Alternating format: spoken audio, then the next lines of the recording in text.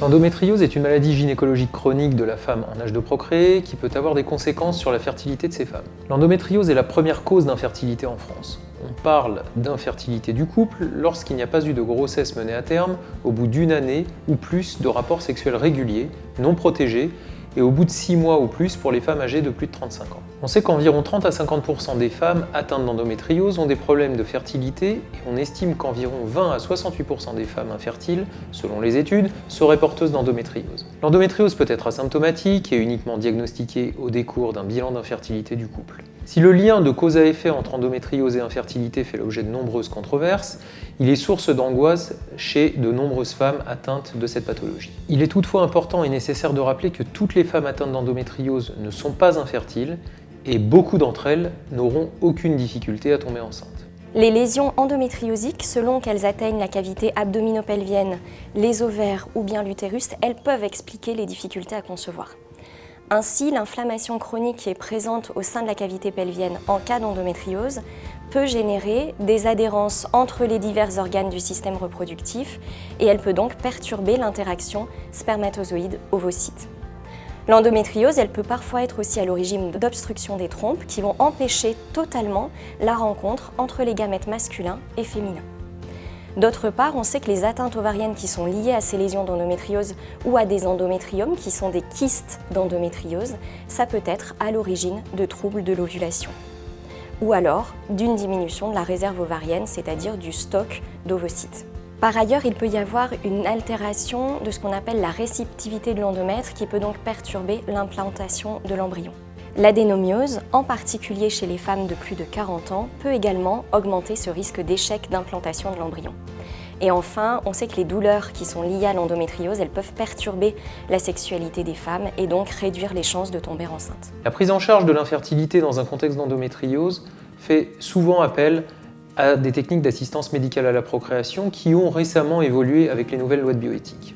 En France, l'AMP, l'assistance médicale à la procréation, est accessible aux couples hétérosexuels, aux couples de femmes et aux femmes seules non mariées. Quelle que soit la technique envisagée, s'il s'agit d'un couple hétérosexuel, l'homme doit être âgé de moins de 60 ans. En cas d'endométriose connue, la prise en charge en AMP ne s'envisagera qu'en cas d'échec de conception naturelle. Toutefois, certaines femmes, elles ont déjà conscience, avant d'envisager leur projet parental, que les lésions pourront empêcher une grossesse naturelle. Donc elles devront par conséquent s'orienter plus rapidement vers l'assistance médicale à la procréation. Et outre ces techniques d'AMP, on sait aussi que la chirurgie peut avoir sa place dans la prise en charge de l'infertilité. Elle doit parfois précéder les traitements médicamenteux afin d'optimiser les résultats.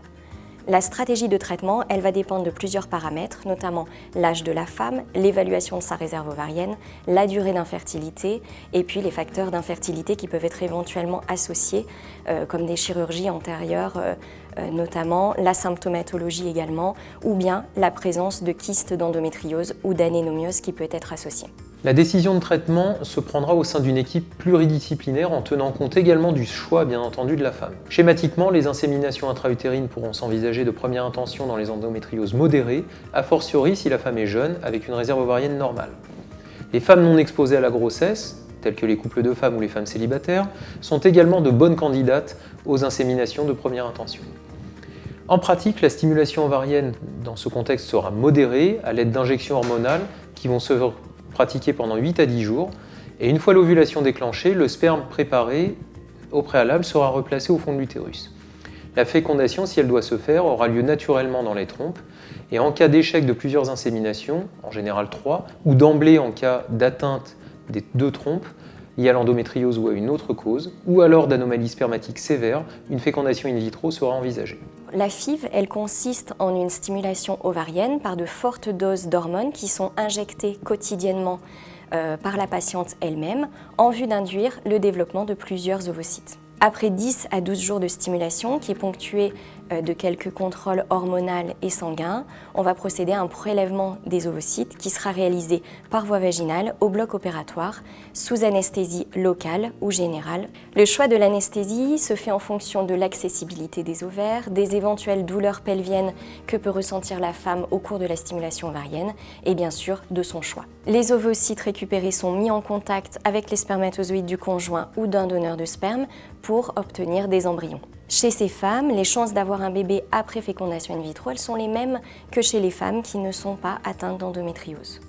Le type d'endométriose n'influence pas sur les chances de grossesse et les traitements n'entraînent pas d'aggravation des douleurs ni d'aggravation de l'endométriose.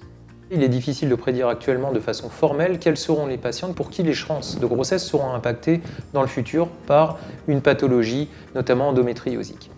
Quand ces femmes-là n'ont pas de désir de grossesse dans l'immédiat et que cette pathologie peut être à risque pour leur fertilité, on peut être amené à leur congeler des ovocytes, qui va suivre la même procédure que pour une fécondation in vitro, pour essayer de stocker des ovocytes sans les mettre à féconder.